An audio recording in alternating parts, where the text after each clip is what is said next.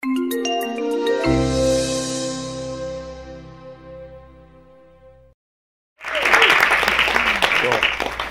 I pulled this from your website, so hopefully it's accurate, so you can correct me if anything's wrong. So I'm going to read it verbatim. A native of small rural town Howell, Michigan, most of us know Howell, and a Schoolcraft college graduate, Chef Rigato's cooking philosophy started with his grandparents, who exposed him to the art of handcrafted Italian cuisine. Rigato entered the restaurant business at age 14 as a dishwasher at a local diner. After enrolling in Schoolcraft College's culinary program at 17, very impressive, he spent the next 8 years working in some of Metro Detroit's finer restaurants.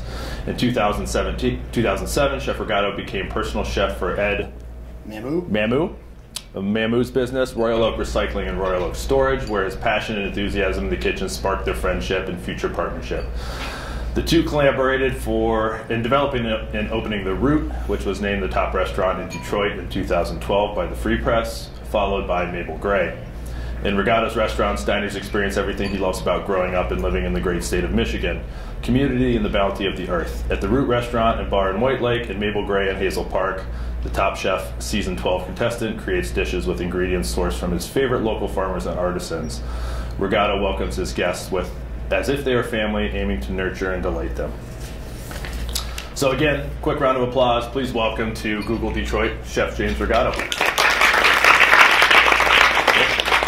The stage is yours. Yeah, good. Thank you very much. So, yeah, that's sounds accurate. Nice PG version. Good. In the last 18 years. Awesome. So yeah, I got a job on my 14th birthday at a local diner in Howell. I'm not a big fan of Howell, to be honest. It's a pretty culturally dead town. You can't find a piece of fish. You can't find a person of color. You can't find anything interesting. So I really grew up just, I don't know, hungry. You know, that's why I always tell people I grew up really hungry and legit. I mean, I have a single mom, and we were on welfare, and she worked a lot. And so my sister and I were home alone a lot. So I just kind of, like, hungry for, like, everything, And I think a trait that I developed young that a lot of my friends didn't. For instance, I'm the only kid that I grew up with, like, a kind of a posse of, like, 4 kids, me and, like, 3 other neighbors. And they kind of actually had it worse than I did, but I'm the only one that graduated high school. And, we moved downtown Howell. I grew up in a trailer park. We moved downtown Howell into a house when I was about 12. And then when I was in proximity to that diner. And that diner, kind of like, I don't want to say it saved my life, but it kind of like shifted things. So I grew up and I was always like, I always felt like trailer park, Howell, mundane things are temporary. I always felt like my situation was temporary. I was like, this sucks. And like, I can't wait to get over there where it doesn't suck. We're going to have to put a disclaimer on this video for anyone watching from Howell. So apologies. Anyone from Howell, it's, there's some decent things there too. Yeah. No, I don't need to say it. A couple stoplights, it's good. But no, you literally think about it. You grow up in a town, you have there's just no resources. So there's no live music, there's no like art, there's no food. Especially food. I mean, even right now, go there and try to eat. I mean, it's tough. There's no food. So, I always wanted better food. I wanted culture. I wanted life. And actually, my dad, started enrolling me in YMCA camps. So when I was during the summertime, I'd go away for 2 weeks at a time. And I'd go up to Camp Issaconee in the middle of Oscoda, and it was kids all over, Detroit and Michigan, people from the counselors from Africa and South America. And literally, I remember watching one of our counselors, this African dude from Kenya, cooking potatoes over the fire in butter and bacon fat, and I just stuff like that was really the things that stood out in my mind. I'm like, man, here's all these people from different walks of life, and we're over this fire and we're cooking potatoes, and we're all we all can connect to that potato regardless of where we're all from. So just things like that stood out. So I got a job at 14. Actually, if anyone knows Rose's Fine Foods down in Detroit. So that's Molly Mitchell's restaurant. Molly Mitchell, I went to the same high school as me, and actually elementary school. I've known Molly forever. Molly actually called me. She's like, yo, I know you're 14 now. You can work at this diner. Come down and get a job here. So I did. I got a job. I washed dishes, and it sucked. It was the worst job ever. And I ended up getting a job at Papa John's flipping pizzas instead. And but that was kind of that day one, washing pots and pans, eventually it was a 24-hour diner, so it never shut down. So I went home and my fingers are all pruned and I'm tired, and I was like, man, I got purpose. I felt like I had purpose all of a sudden. Sure. So, and then you got paid, and I was like, oh my God. Like now, like, you know, growing up poor, you know, we used to like walk to the party store and collect bottles on the way, and you get to the party store for like $1, you know, 10 bottles, and you're like, dude, that's like a, you know, beef jerky or whatever, or whatchamacallit, Mountain Dew. So, once I started getting paid for cooking or washing dishes, and then I got a job at Papa John's, and I got $6.50 an hour. I was like, I'm balling. You know, 18 hours a week. Like, you know, oh my God, you kidding me? That's like, you know, whatever, $100 a week I can fucking make. And so then, like, I got a job at a restaurant because, like, one girl in my class was like, yo, we need a pizza guy at our restaurant. I was like, I can make pizza. Went to that restaurant. I was 16, and you know, I could make pizza better than anybody there. But like, that's when I saw line cooks. That's when I saw a chef. I saw a dude in like white checks, and I was like, oh, you know, checks are like the chef pants. And I was like, oh, that guy's a chef, like for a living? You know, like that's what he does for a living. He's a grown-ass man, he's got kids, like, oh my God. And then I saw the cooks. And then, you know, now you look back at these cooks and they're like, you know, 23-year-old, like, drugged out bums, you know? But like then, I was like, these dudes are like flipping, like hitting each other with tongs in the butt, like lighting pans on fire, and just like spinning shit, you know, pulling off tickets, you know, like you put a plate in the window, and you put enough English on it to where like it goes to like topple over but spins back. I was just like, you know, I couldn't see straight. And so about 6 months into that job, this girl, I'm like almost 17, 16, you know, grill cook quits. This dude AJ, choked out caveman, the saute cook we called him. He choked out caveman on the line. And I'm like, damn, this guy's crazy. And AJ quits. The chef's like, you know, the chef was a nice guy, but he sure as shit was not going to get on that hotline and cook. He was like 40, and there were all these drugged out cooks. We do 600 covers a night. He's like, you. He's like, Jimmy, can you cook? I'm like, yeah, I can do it. I've been watching it for 6 months. Went on the grill, banged out grill, and killed the night service. The owner comes over. He's like, I didn't know you cook. You're the new grill cook. Okay. So like grill cook, it's a big position. So like 45 hours a week. I just get the schedule. But I don't know if they just forgot I was 16 or what. But like 45 hours a week. Like they schedule you at 2. I'm like, okay, well class gets out at like 2:40. So I'm like, fuck it. Like 6th hour, Mr. O. And I was like, Mr. O, can I go to art class and paint if I finish my homework early? He's like, yeah, okay, cool. I had like 3 hours of art. So he was like, yeah, okay. So I literally like finish my homework and just get in my car and go to work, you know. Punching at 2 o'clock, close down at 12, you know, midnight. Bring back a pitcher of beers in the kitchen. The guy hands you beer. I swear to God, the dude forgot I was 16. So I just started, you know, working, and I started dating a waitress who was much older than me. She eventually found out, you know. But like that, I just immediately, and like then I was like making like, I don't know, $10 an hour, $11 an hour. I eventually got a raise, like $11.50. I moved out after I graduated high school at 17. You know, I tried to get an apartment but couldn't sign a lease. But I had like $4,000 cash, so I was like, can I just pay for 6 months up front? It was at the Village in Wixom, if anyone knows where that's at. One of the whole complexes was burned down at the time. And so I think they were like, we'll take, you know, whatever. So I just gave 6 months rent, they gave me a key, and I had an apartment. So 17, apartment, I'm making like, you know, $11.50, $12 an hour, 50, 60 hours a week, enrolled at Schoolcraft. And like, I just was entrenched. You know, that's really my jump start, I think. Because I opened a restaurant at 26, I graduated from culinary school at 20. You know, all day long I got people that come to my restaurant. Even now, like, you know, it's recent as last night. Oh, your baby face, you're so, you know, how old are you? You know, where's your dad at? Where's the chef? You know, yeah, I'm 32. I'm young. I've been doing this. I've been on the grind. I've been like standing on quarry tile under UV, you know, lights, you know, banging pans for 18 years. You know, I could be a fucking surgeon. So, like, to me, but that's kind of the industry in a nutshell, you know, like, and that's where I started, right? Banging pans, drinking beers, you know, just being the man. But then at Schoolcraft, I was like, oh shit, there's actually like finesse, right? There's like knowledge. There's like, okay, this is a profession. This is as distinguished as, you know, politics or the fine arts. This is ballet. You know, I'm like in the club and I see a ballerina. I'm like, oh shit, no, actually, it's that. You know, it's not you know, pop, lock, and drop, and it's actually pirouettes. So I got the French Laundry Cookbook. That changed my life. You know, and I came across a couple of my fellow chefs at Schoolcraft, and those guys just like, I got it. I was like, okay. So I don't know, 19, I took a job with Matt Prentice at Shiraz, which I don't know if anyone here remembers Shiraz, but that was a good restaurant. And I started getting serious about food. And then I became a sous chef. I kind of got in tune with like Michigan seasonality. I always grew up with it. I always saw like, oh, it's blueberry season. Oh, pick your own cherries. Oh, like, farmer's market, corn. So-and-so has a whole pig and they're slaughtering it because the winter's coming. Like, I always knew that when he actually started applying it to menus. Halloween, right, is a pagan holiday. It's the harvest, what I'm saying? Like winter solstice is Christmas. Even like I started paying attention to like history and food and, holidays. And I just like everything started making sense through food. Travel, right? Like you see what France is doing. You go see the mussels on the coast of Brittany, and like how, where Prince Edward Island actually discovered their kind of, similar climate for mussel harvesting. And you start, all these things just start, even today, even as I travel now, just constant, like, it's like formulaic, right? There's algorithms and they're all plugging in. So food kind of did that for me.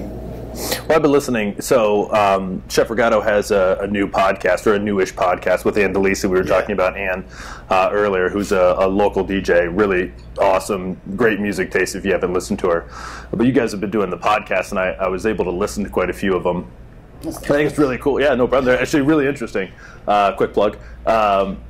But what I really like is what you were just talking about. You go into a lot of the history of things, right? You go into the history of where certain types of recipes came from, or a certain type of ethnicity behind a food, which I think is really cool. And you can obviously tell the passion. It's cool hearing you say it now in person, but in those podcasts too, you really go deep into not just a certain type of food and talk about, just something that's new or up and coming, but you go into the history of like very basic stuff as well, and like geographies and things like that, which is really interesting. Yeah, I mean, I think for me, like food, I don't know, it's like purpose, right? Like I grew up in a Catholic school, which is ironic because I grew up in a trailer park and my dad would pay for Catholic school, but would like not pay for other things. Like I had like one uniform.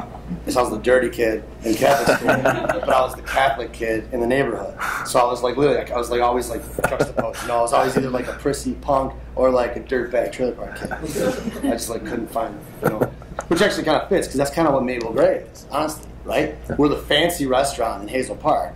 But like, if you're like fancy restaurants, we're like the grungy piece of shit restaurants that plays Tupac while you eat a tasting. So like, that's kind of, I don't know, it's been my identity, like I enjoy that. I think it's like, now I love it, but then it was like my paradox. But yeah, I think it's very important to like, pay attention to food. Food is so, like, it's so much purpose. It's like, if you look at France, right? Like, I've spent a lot of time in France. France is kind of a culture of like, arrogance, right? I mean, it just is. I'm not mad at France, but like, they're very proud. If you're in France, you're on the Basque border, they don't cook Spanish food. They're like, go on a train, go 30 minutes, go eat Spanish food. We're French. We eat French food. Whereas like us, we're like, dude, go to Windsor, go check out Little Italy, we're like, we'll give you advice where to eat. Oh, you should go over to the western side of the state, go to Saugatuck, check out the southern, like, go to Chicago, we all love Chicago. There, it's like, Spain is crap. This is the best. But like, think about it, man. This is a country that's been, how many wars? Look at Champagne, the region. How many? Every single war from France has trampled through Champagne. There's a bloody, sad, bleak history of that country. We all think of Champagne, pop the cork apart. Go to Champagne. Pay attention to the history and the culture. Right. Yeah. It's flat. There's no mountains, right? It's just like it is the highway of invasion. From the Vikings to Hitler. I mean, everybody that's trampled through that part of the world. Sure. So like, I think Champagne to me, yes, I pop champagne, it's New Year's, whatever. But like champagne, when I drink champagne, I'm like, I look at that bottle, fuck, man, like the history. Like, champagne is so important and so serious in the world, right? We like they set the bar. If you have great sparkling wine from Italy, if you have great Schramsberg from California, they do the champagne method. They label it champagne method because they let you know, they set the standard. So like, I don't know, you just like, let's order champagne. Like, they call American sparkling wine champagne. I'm like, I can talk about champagne for fucking days. So with food, it's important to like remember that too. Like, American culture, we barely create much. We kind of just lift it, right? You look at like soul food, look at barbecue. Like, how much bad white boy barbecue does Michigan need? We haven't hit the ceiling yet. Yeah, you haven't seen nothing yet. Probably like 20 more barbecue restaurants opening up in the next 2 years. There's so much bad barbecue in the state. And even the good barbecue is like they buy the shit at Restaurant Depot and sugar and salt it and then smoke it for 24 hours. It's like candy, you know? Like barbecue is such a serious cuisine for me because it's, for one, the real barbecue out there is like a heritage pig, right? You pick your pig, you butcher it, it's whole roasted, it's broken down. You know, usually the cook is up with it all night, tending the fire, you know, loving the process. Next morning, lunchtime, you break down the whole pig, you serve it till it's out, barbecue's done. That's barbecue.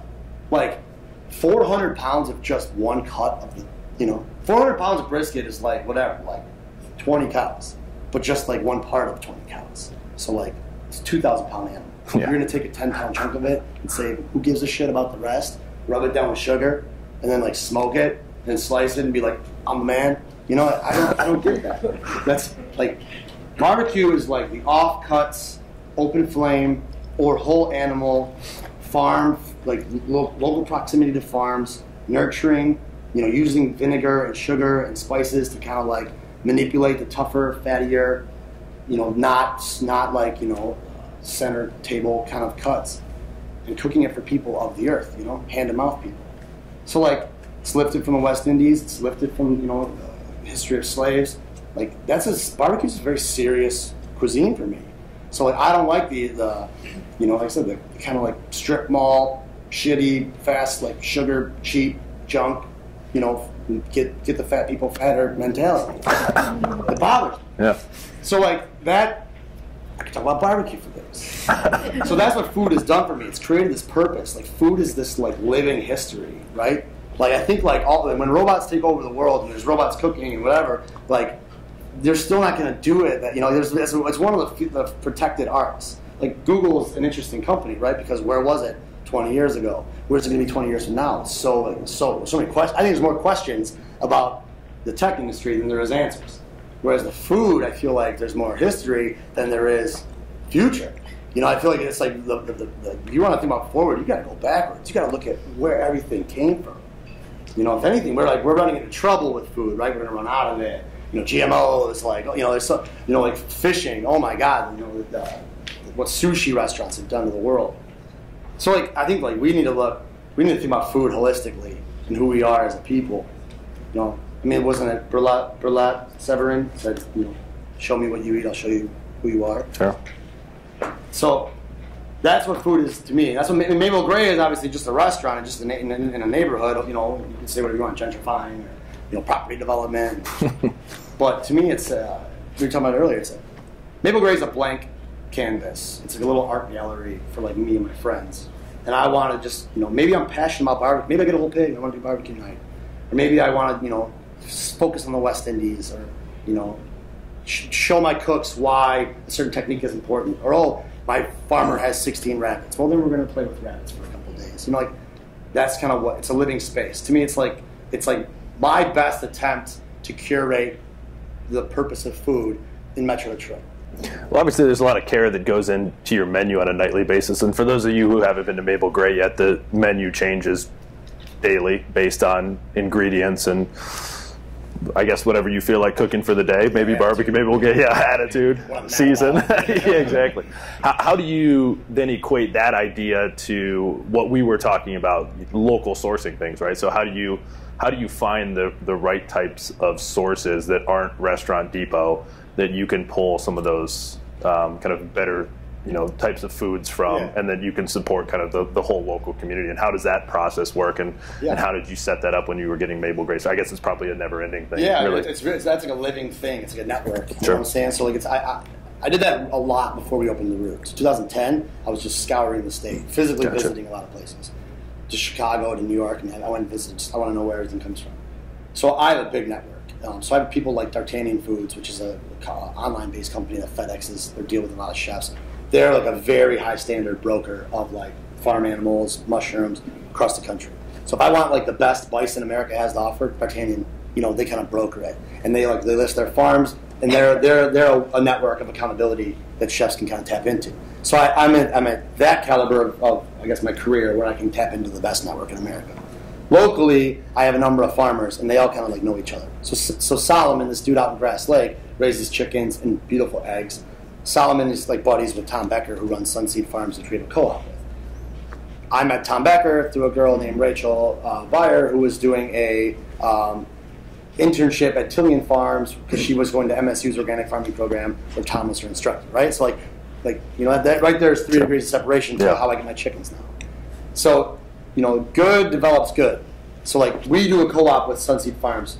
Just this week I'm cutting Tom a $5,000 check because we buy in co-op. I give him $5,000 up front, and usually bleaker months like February when farmers are paying all the expenses, the crops are docile. There's some greenhousing going on, but it's minimal when it's 10 degrees outside. So Tom needs money now more than he does in August when the CSA shares are that's like it's kind of like the planning and the harvesting in the financial sense. Sure. You sure as shit can't rely on the banks for anything, especially nowadays. So Tom and I and I introduced him to Selden Standard. You go to Selden Standard, you go to Baco, you go to Chartreuse, you'll find Sunseed Farms produce, the root. And that's because I met Tom and introduced him to those guys. I told Tom, these restaurants are safe to invest in because the chefs understand farmers and they will pay you up front.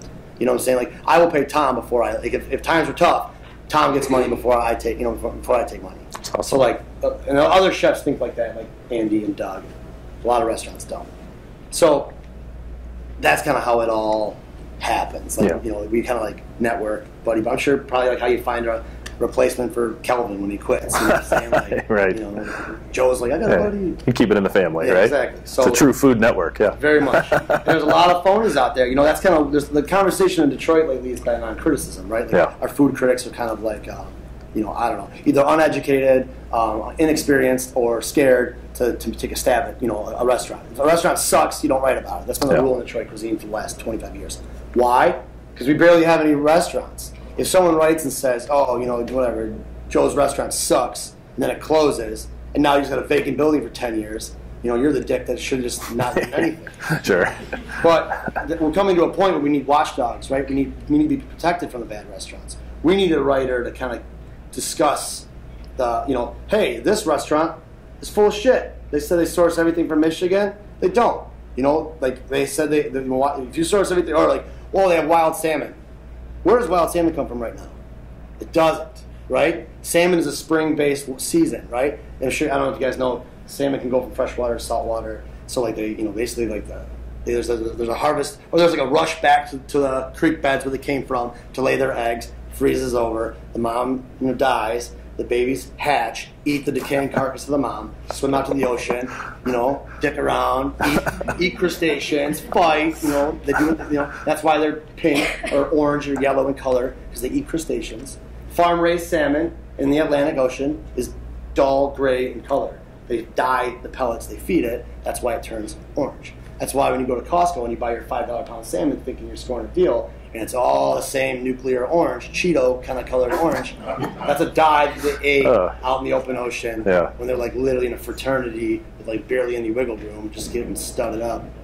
Raise your hand if you knew any of that about salmon. I know one or two. Yeah, one or two. Yeah. Facts. It's good. We're learning a lot today. Champagne, salmon. This is great. The food world's weird, 40% of all the seafood we eat is farm raised, but yet farm raised has a stigma of like I just said. But there are very great farm. I buy organic farm raised salmon from Ireland. It's $14 a pound for the restaurant. That's Atlantic farm raised Costco salmon. It's probably $4 to $5. Sure. So for that perspective, I pay 3 times the amount. So just basic math would tell you that if you go to Applebee's and get an $18 salmon, you should go to Mabel and pay 3 times that amount, right? I mean, we don't charge you 3 times, maybe double, but the margin is slim. Applebee's makes way more money than I do. You know what I'm saying? One location at Applebee's makes more money than Maple Grapes. But I can't feed you Atlantic farm-raised salmon and look you in the eye. So it's easier to get a reservation at Applebee's as well than it's right. 2 for $10. $2 whatever. Slightly. $10 wraps, sure. Whatever. Take your date. It's a good deal for some people as well. Yeah. There's a lot of Applebee lovers out there. Of course. And that's the thing is I walked the line when I was younger. 10 years ago, I was Applebee's sucks. And now I'm dude, do whatever you want. You know what I'm saying? Yeah. I see customers that come in, they're $13 for a patty melt. Fuck you.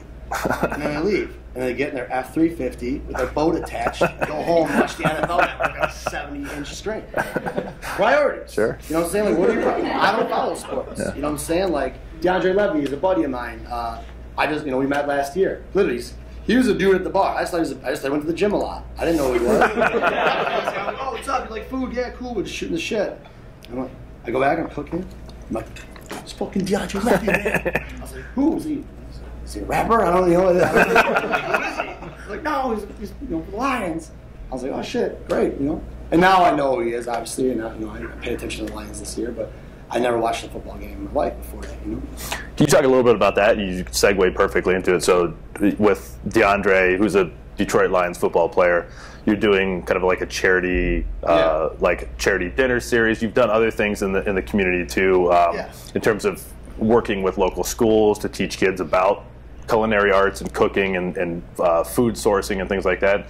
You've also done some things with technology around doctors, local doctors as well, helping people learn how to cook healthy food, right? Yeah. So there's a lot of things you're involved in. You're very busy, obviously. Can you talk a little bit about kind of that community interaction too? Yes, I do a lot of, charity work, I guess you would call it, but I don't want to call it charity work. I just like to make changes. I love change. I hate anything that stays in place. I get bored very easily. So when I was at the Root, I would donate my time to local elementary schools and teach the second grade, third grade classes how to cook, right? And then I got teamed up with my friend Michelle, and we did hydroponics. So Eastover Elementary has hydroponics in their classrooms, so kids are growing their own little vegetables and stuff. And then if you want to see a 6-year-old eat kale, have them grow it, and then they're all about that. You know what I'm saying? If you chop it up and put it on a plate, they don't want to touch that shit. If they pluck a tomato, they'll pop it in their mouth. They're cleaning green beans. You know what I'm saying? They'll put a marble in their mouth.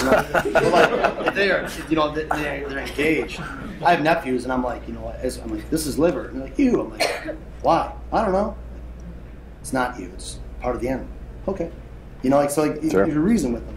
So I did that up at the Root a lot with elementary schools, doctors. A lot of pediatrics. A lot of overweight kids nowadays. So kind of helping that from the ground up. But yeah, DeAndre and I've been active with reaching out to the youth for a long time.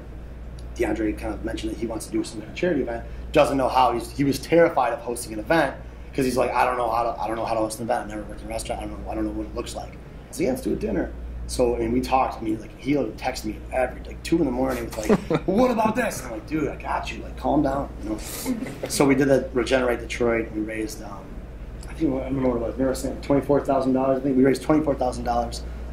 Which is awesome. The Schoolcraft Scholarship. Yeah. So we picked one young man who wrote an essay, a beautiful essay, really moved me, Brandon Johnson, and we picked him and we bought him a full-ride scholarship to Schoolcraft. That's awesome. And he was, he wrote an essay. He basically dropped out of high school, then kind of thought about, went back, got his GED, had 3 different jobs in the culinary field, and was like, this is my purpose. So he's going to Schoolcraft now. We did another one, which at Chartreuse, we hosted another one. Raised a similar amount of money, and that went to the Detroit Food Academy, kind of almost in a trust of let's see what the next, maybe we do smaller scholarships for more, So we're kind of building a trust now with our events to kind of impact the Detroit food scene. Basically, the conversation came from there's a lot of restaurants opening up in Detroit. We got Shake Shack coming. Wahlburgers is there. Marcus Samuelson is snooping around. Andrew Carmelini's looking at the Shinola Hotel. There's some serious ongoings happening right now. Sounds really, really, corporate. A lot of it's pretty white bread. So I'm like, let's my issue is here we have a people, Detroit resident, whoever you are, Middle Eastern, black, white, I don't care who you are. If you have survived the Detroit, ups and downs of the last 10, 15 years in the food scene, especially, you have something to say. So I want more of that narrative involved in the food scene. So I want more of the youth in Detroit, to have access to the education that I went to, and then to actually contribute back to the food scene. Right. I think we're going to have way better restaurants. We're going to have better food writers. We're going to have better everything, better markets, if we have a narrative. Yeah. And that's kind of been my conversation nationally is we have a cuisine in Michigan, very much an indigenous cuisine, but we're actually really honing it in the Metro Detroit area. And I want to develop the infrastructure with the actual body of workforce that we have, with the youth and the existing chefs, but I also want to see it be indigenous. I'm not interested in like what. No offense to Andrew Carmelini, I'm not interested in what the fuck he has to say about Detroit food. You know, what I mean, I'm very excited to have him here. He's a very talented chef, and you know, and certainly if he's watching him, so I'm like, much love. You're badass. But like, I'm not like just like he's not interested in what my point of view on the New York food scene is. Sure. I'm not gonna open a restaurant in New York and be like, oh, this is New York food, and I doubt he's gonna do that in Detroit either. But like, I think we have so much to say here. It's almost like think about New Orleans. You know, think about Creole cuisine. Think about Boston and New England cuisine. You know, think about Pacific Northwest and Portland, Oregon. You know, like they have something going on. They have something to say. So when you go to Portland, Oregon, you want to eat at a Portland, Oregon restaurant. You don't want to like go track down Mitchell's Fish Market and just eat some like, you know, salmon out of the Columbia River because you're there. I want to know what a Portland chef has to say. And Detroit right now is teetering on that. We have about 100 restaurants open up in 2016. Real talk, 2 were good. You know what I'm saying? Like, we don't need more macaroni and cheese, man. Yeah. You know, we need like real food, real chefs. So that alienates me a little bit, you know, when I like, because I say that shit. And like, you know, if you're one of those restaurateurs, you're like, okay, well, I know he likes, you know, Katoy. I know he's cool with Bragos. Well, fuck, that means those are the 2 that he's talking about. And I'm one of the ones that he's not. So fuck that guy.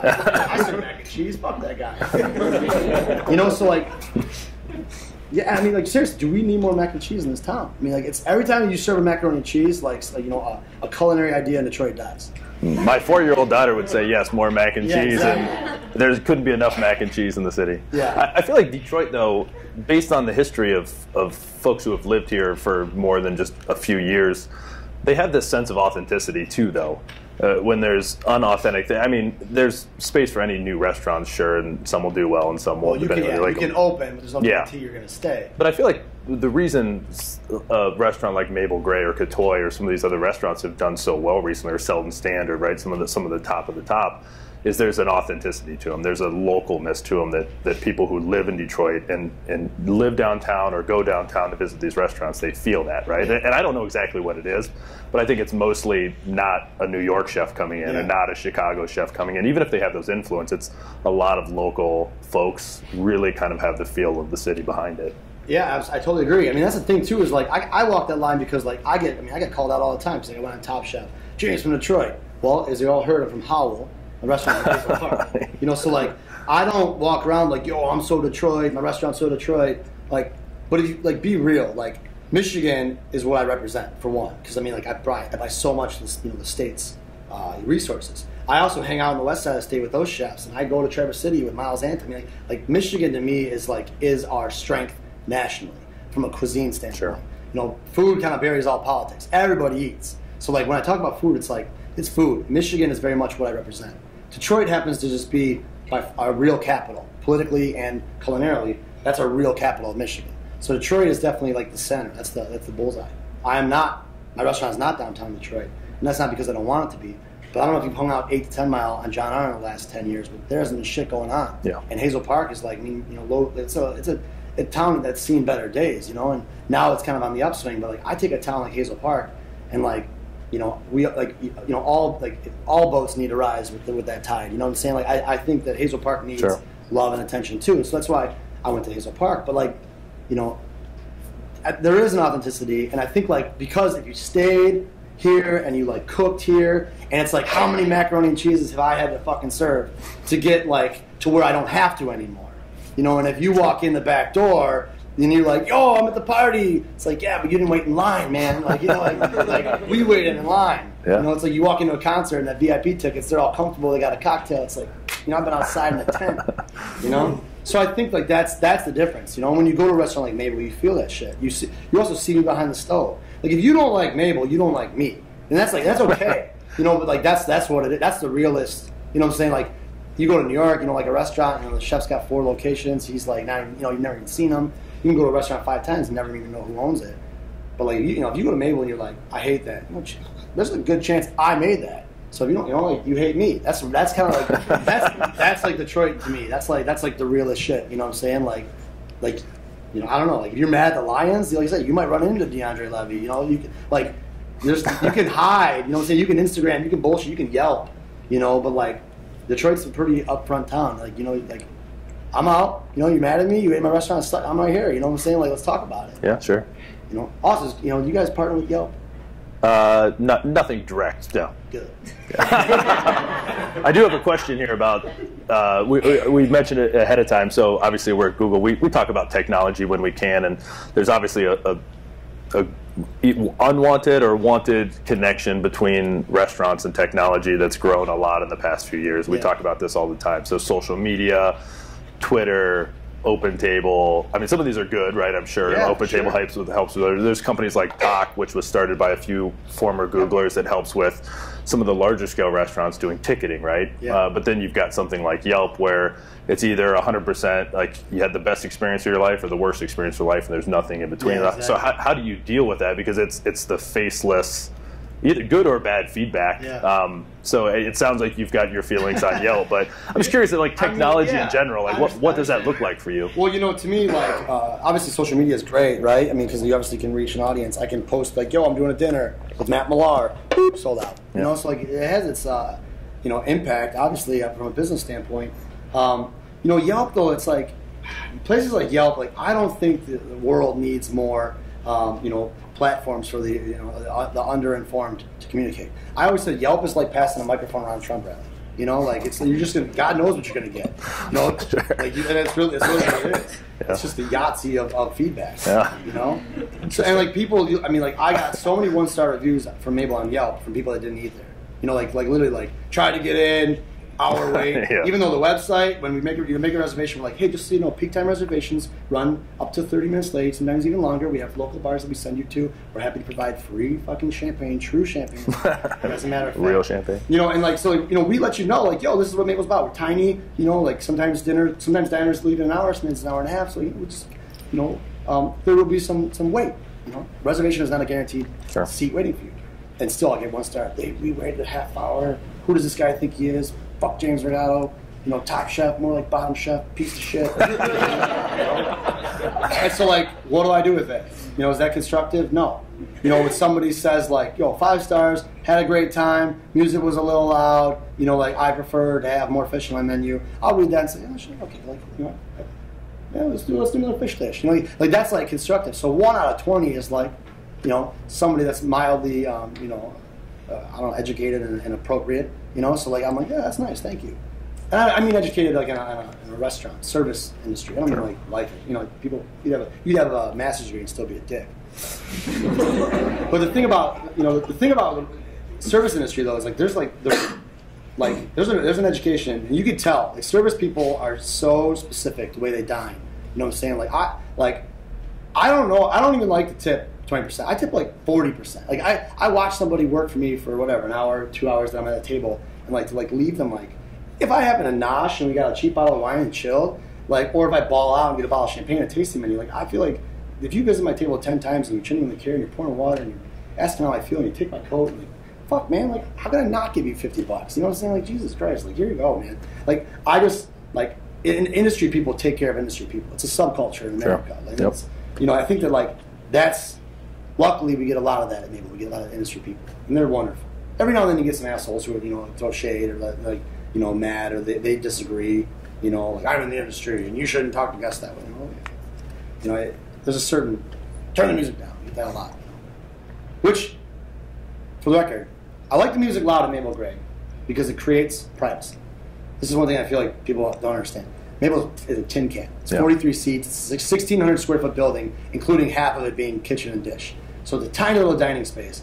And when you're sitting this close to another guest, and if you're telling somebody I'm getting divorced, my wife slept with another man, I think that should be private. I agree. So if you hear a loud song playing and you can get away with that, I'm gay. And you can get away with no one else hearing that. I think that's important. Yeah. So that's why the music's a pinch louder than the average restaurant. Understood. Yeah. I'm not forcing my favorite song down your throat. It literally becomes a wall of privacy. And every now and then the music will go out, the Wi-Fi will go out, and it'll be silent for a couple of minutes, and it sucks because you can literally I can hear table 27 and I have athlete's foot. Oh my God, turn the music back out. Turn the knob a little bit, exactly. Crank it up a little bit more. With technology, back to your question, some parts of it are good, right? Social media, good. Yelp sucks. Google, great. Thank you. No, legit. Great. I can't, how many times a day do I say Google it? I swear to God. Someone's sure, where does this crab come from? I'm like, Google it. You know what I'm saying? Like I like to answer questions, but like if you have like a really like Tully cherry peppercorns, where are they from? You know, like you walk from the back. You could have found it faster on Google. Yeah. You know? So like I literally say Google it like every day. But then honestly, Wi-Fi, like Bluetooth speakers sucks, man. I hate that shit because Wi-Fi's acting up. Well, then you have no music. You know what I'm saying? Like, sure. I get annoyed with some of the modern technology. Like Hios isn't synced up with Spotify today. Well, great. You know, shit drives me crazy. Technology is good when it works. Exactly, and I think we would be a little too much too fast. Yeah, absolutely. Like I had my iPod Classic burned out a couple years ago, and I had it forever. Nice. Man, I still have like 32, gigs of space on there. Like I'm like, oh, like some of the modern technology drives me crazy. Absolutely. On the tipping point, I'm a good tipper in my own eyes. But my wife used to work in a restaurant. She was a waitress when she was in high school. And I feel like every time I sign a bill, she always kind of glances over just to make sure that I tipped enough. And make sure you're not asking. I think that's her full-time job. Yeah, I mean, honestly, like to me, like the ballingest servers that I know in Detroit area, I mean, like maybe make $60,000 a year. Sure. You know what I'm saying? Like, that's people that grind. That's like career servers. Don't you think if you were really good at something for 10, 15 years, you could break $60,000? Yeah. You know what I'm saying? Like, so like when you tipping, I don't know. To me, like, look at like a service, like you go get a pedicure, it's like maybe 25 minutes. It's like $36. And they're not really spending any money on you, right? A little bit of water, a little bit of soap. It's a service, right? So like, to me, if somebody scrubs your toes for a half hour, you give them like $30. So if someone waits on you for 2 hours and you give them like 15, it's like, I don't know, man. I don't dig it. Like boo-hoo if our servers start making $100,000 a year. You know what I'm saying? Like they're fucking scraping plates, sweeping floors. If you puke in your plate, they clean it up. You know what I'm saying? Your kid smashes crumbs into the carpet, they vacuum. Yeah, sure. I agree. You, Ralph, in the bathroom, man. You know what I'm saying? Like, the service industry is like a special group of people. We are like, second to like nurses and you know what I'm saying, and like janitors. I literally had some New York magazine, I don't remember who it was, called me at the Root 4 years ago or something. Chef, I got a phone call. I was literally in the bathroom, mopping up the bathroom, and because I was there early and the night before they didn't do a good job, so I get up, yeah, hey, what's up? Hey, this is so-and-so from so-and-so magazine. Cool, what's up? What's it like being the best chef in Michigan? I was like, what the fuck question is that? I was like, dude, I'm mopping up piss right now. That's how it feels. I'm like, I'm a janitor. I was like, what are you talking about, best chef in Michigan? Don't give me that bullshit. So you can literally like sneak a quote out of me about being the best. Get the fuck out of here. I'm mopping piss. Fucking print that. I was going to ask you about the James Beard nomination, but I feel like that's a terrible segue. So I put these questions aside now. They got out because there was 2 on that. James Beard that's an honor, man. James Beard Foundation is it's a real governing body. I feel like it's like an uncontaminated source of accolades. Like absolutely. I don't know many chefs that I don't respect that have. I don't see anybody that's like James Beard Award winner and they suck. You know what I'm saying? Like it's really a legit industry accolade. So if you see James Beard, you can trust it blindly. I think even over Michelin, to be honest. Michelin is a pinch elitist. They have some interesting. I don't want to say that like blindly. I shouldn't say that blindly. Michelin targets a little bit of the upper crust, and they're changing that internationally. I think the Singapore food cart, what I'm saying? Like they're changing it. But like Michelin often has the restaurant changes with Michelin, right? Like they kind of like 2 stars wants to be 3, and in order to get 3, the China changes, the reservations change. Like it just feels like rigid. Michelin's like you want to stab somebody. Yeah. James Beard is like. I feel it's like I want to cry. It's like, oh my god, like my life's work means something. Michelin feels like that makes you crazy. Yeah, it's like Coke or something. It's just like you just want more of it. It's like it's dangerous. All the chefs that I know that have Michelin, like literally, they're all like skittish. Yeah, they don't want to lose it, right? Yeah, it's terrifying. That's all they focus on. If you get 2 stars, it's a pat on the back, right? And then next year you go down to 1. Yeah. You fucking blew it. It's a disaster, Even though you're still a 1 star. James Beard, you get an award. If you never get it again, no one's mad at you. It's like an Oscar. You know what I'm saying? Put it on your mantle and it's good to go. You were an Oscar award-winning actor. Who cares if it was in 1976? Like, you're still the man. So Michelin scares me. I don't want Michelin to come to Detroit. It just scares me. We've got some time probably before that happens. We very much do. But James Beard, that's a little more. That's more like feels right. I just did a James Beard dinner at the James Beard House. In New York, and I teamed up with my buddy Ryan Burke, who's a cider maker, and he was actually at Virtue in Michigan when Virtue was good. Sorry, and but just wild fermentation, crazy cool, like original American style ciders, funky, tart. Makes cider like cider for the wine drinker. Dynamic cider. Angry Orchard scooped them up. I don't know if you guys know. Angry Orchard is the largest cider producer in the United States. Yep. Right, and they're like crisp apple, the generic sweet version that all the cougar juice I like to call it. Moms just go to Buffalo Wild Wings, smash with cougar juice. Like that stuff is fine, but it's sweet and it's for the American palate. It's kind of like the new Mike's Hard Lemonade, to be honest. Better made, but it's Mike's Hard Lemonade. Yeah. Smirnoff Ice, Zima, you know what I'm saying? Like, sure. Yeah. Bartles and James wine coolers. There's always been a slot for cougar juice. This is the current cougar. But it's owned by Sam Adams, Boston Beer Company. And Jim Koch, the billionaire owner of that, basically approached Ryan, plucked him out of Virtue, and was like, "Come make Angry Orchard. I want to do what you do under our umbrella. Make it cool. Build a cider house. Like, make Angry Orchard cool." And the best example I can give you guys, I've told people, because I now wear Angry Orchard shirts. I did a collaboration dinner with the Beard House. I'm like, "Yo, Angry Orchard's sweet," and 90% of the population thinks I'm talking about cougar juice. I'm like, no, they have a whole new division coming out that's gonna blow your mind. It's the best cider I've ever tasted. But it's kind of like if Nickelback dropped the most metal album, and even Zakk Wylde was like, "This is the greatest metal album." It's like that's what happened right now. Nickelback literally is about to drop the best metal album in history, and every metalhead is like, "Yes, like this." Like all the cider makers in America are like, "Yes, Ryan is the best cider maker in America." That might be the best endorsement I've ever heard on anything. Yeah, that's well done. Swear to God, look it up. It's impressive. Their line of ciders coming out is it's an American revolution of cider making. That's awesome. Like Sam Adams is changing the game. Angry Orchard is, like I said, Sam Adams, but it's changing the game of cider. I mean, you're about to get your minds blown. Nice. So but it's very funny trying to endorse them publicly right now. I'm jumping the shark. Yeah. People and they go too early. What are you talking about? This isn't the best cider in the world.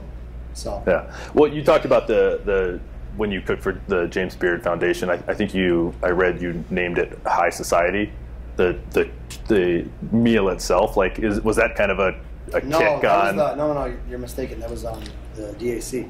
The DAC, the Detroit Athletic Club cooked a couple weeks before. Gotcha. Yep. They called it High Society. Was that their naming or your naming? Because I was curious if you were tying that back to some of your roots. No. I mean that was really. I think that was just the DAC kind of has that we're actually doing a collaboration dinner with the DAC.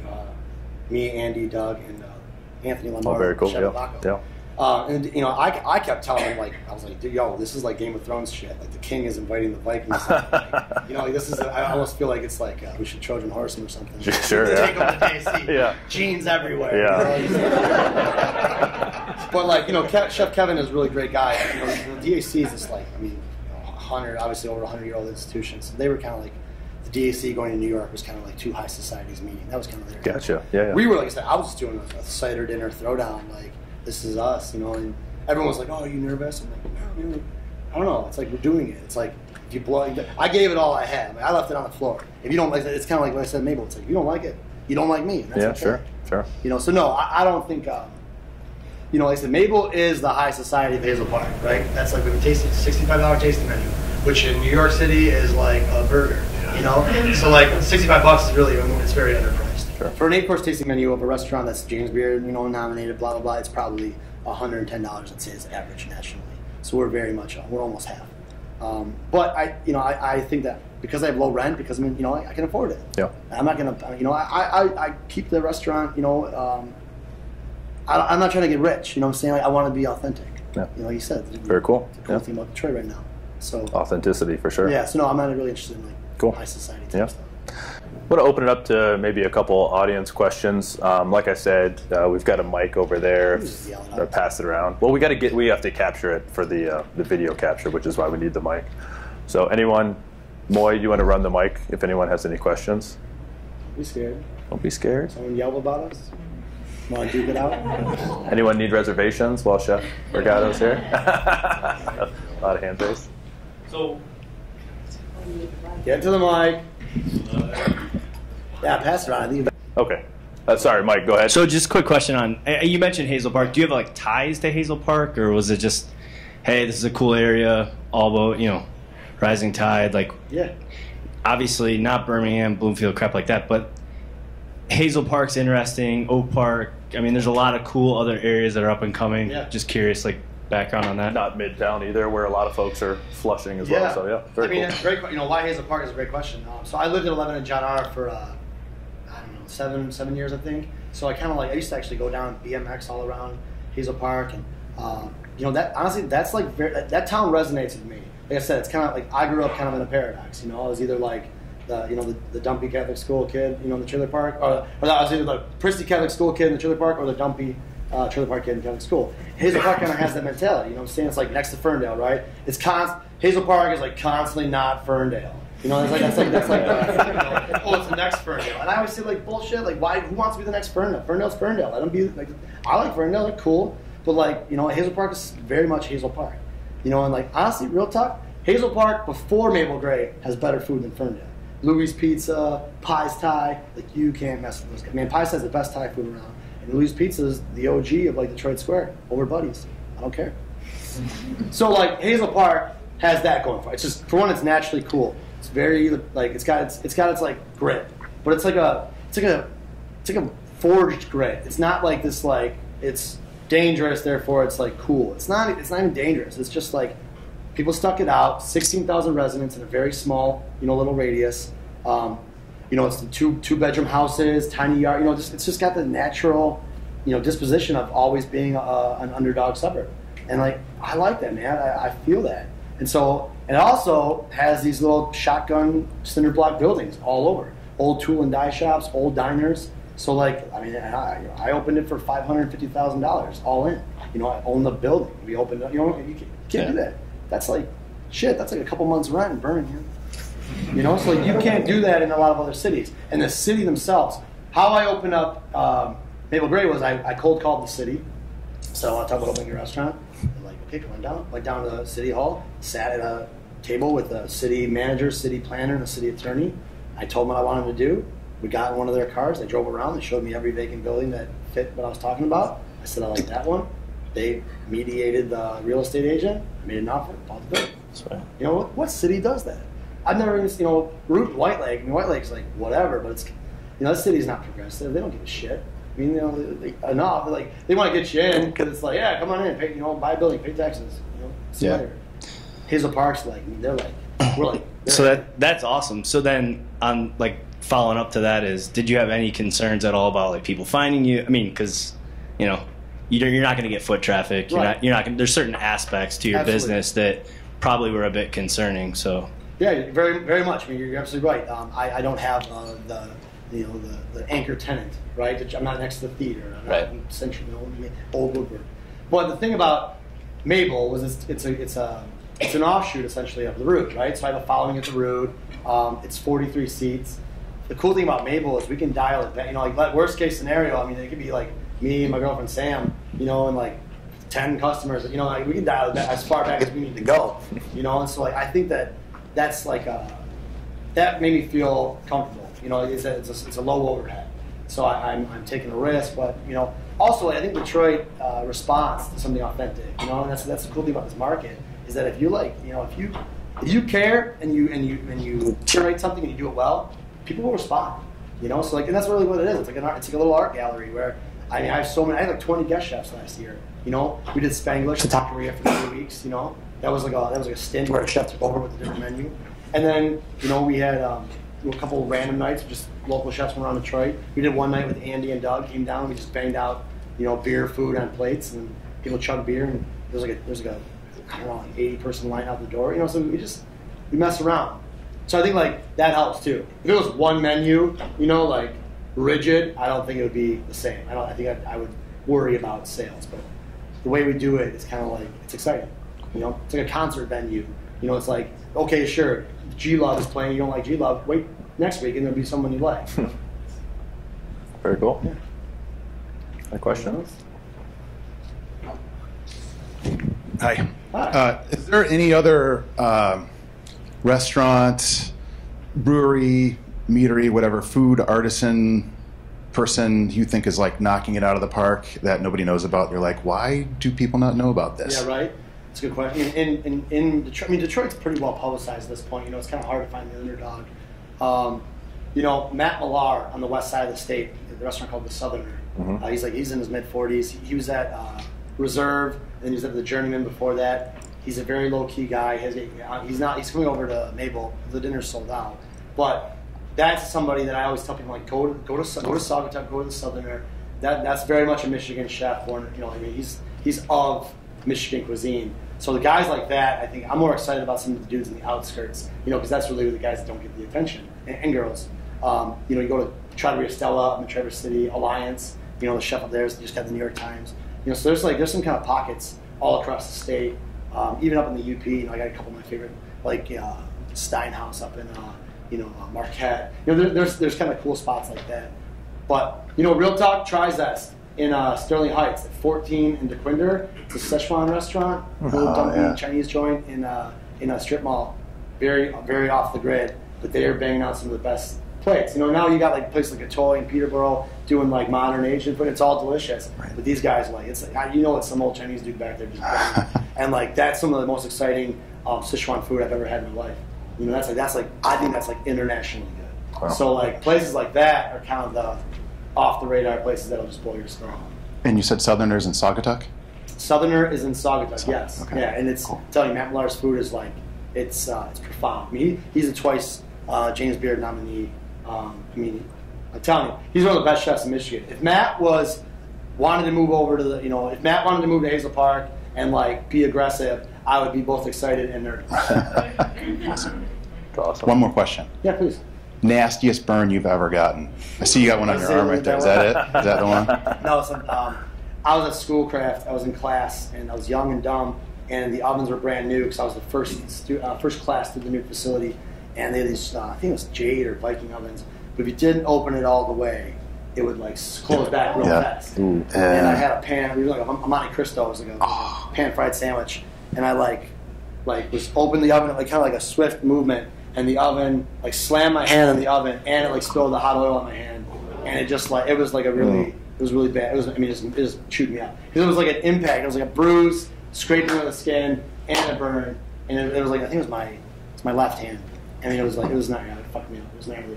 That's what I expected. Yeah. Thanks. I was like 19. That's when you do those. Live and learn, right? Yeah. Now it's like open the oven, wait, make sure it doesn't. Dangerous out there. Exactly. Huh? Or cuts too. I mean, I actually don't mind. I mean, burns I think are more traumatic to the flesh, but like cuts like really.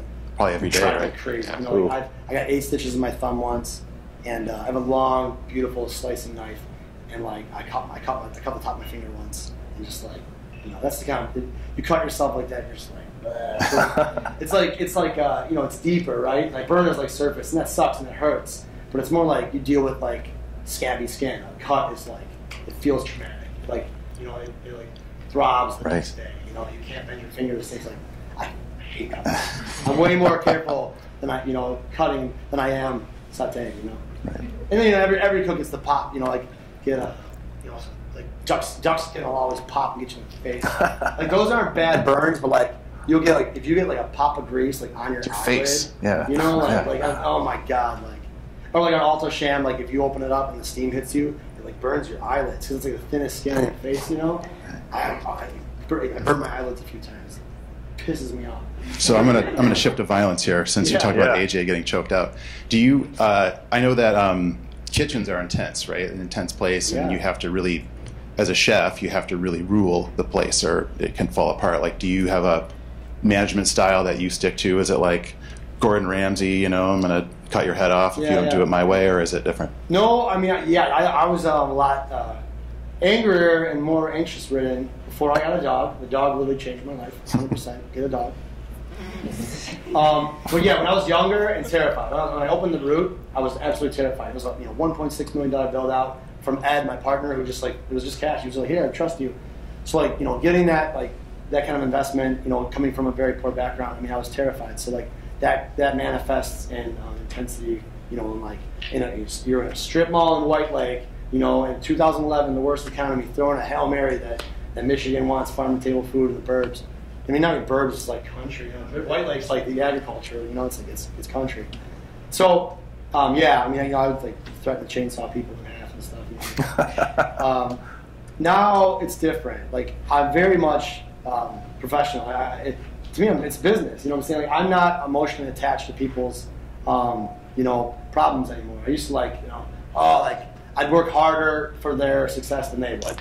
And now I'm more like I like to create a path for your success and assist, but like you have to do the heavy lifting. So I have a standard of cooking that I don't go below. Whether you're cutting the vegetable or I am, this is the standard we operate at. If you're below it, I let you know. If you remain below it, I sound the alarm. And if that is where you will always remain, then you find a new way to go about your life. But I don't know if I don't yell. I don't think I ever yell at Mabel, but I do swear and stern. I think like intense is probably the word that gets used more than like insane or aggressive or like too much is probably something that would have been said 8 years ago, 7 years ago. I think now intense is just the word, which is I'm fine with that. I do have a very strict rule that I'm the only asshole allowed at Mabel Gray. It's like that's it. Customers, for one. Staff member, like that's it. If I see someone else taking on that, hey man, what the fuck? Like no, stop. We are all ladies and gentlemen. I'm the asshole. I like to look at it like Wonder Years, like Kevin Arnold's dad. Jack Arnold was very much a dick. He was like, but he loved his family. He wanted Wayne to stop being mean. Like he let Paul eat dinner. You know what I'm saying? Like it was like he always seemed intense, but like I think it came from love. And that's kind of how I am at Mabel. Like, I want everyone to succeed. And my real staff that's been with me for a long time knows that. And they feel, when I go over, I'm like, this is wrong. Is this the kind of, I always say, wait until you open your own restaurant to cook food this bad. Like go open John's Shitty Bistro and do food like this. Everyone's in a rush to make bad food here. Why? That's how those are the things I was saying. Slow down, do it right, make it count. Awesome. Chef Brigado, thank you so much for coming in. We appreciate it. Thanks for sharing your story. I think most of us knew a lot of it, but thanks for adding some color to it. We appreciate it. Best of luck with everything. And one more round of applause. Thank you for visiting us.